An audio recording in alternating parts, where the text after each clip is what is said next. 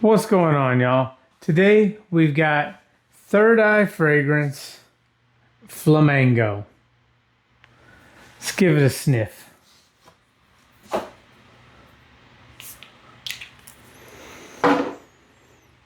Okay, straight up Florida sunshine in a bottle. Pink grapefruit, orange mango hit right away. So it opens juicy, bright, and fresh. Then lemon, ginger, and neroli keep it sharp and clean without going soapy. As it dries down, the sandalwood, cedar, and sea salt give it that breezy, sun on your skin finish. It's real easy to wear, real nice.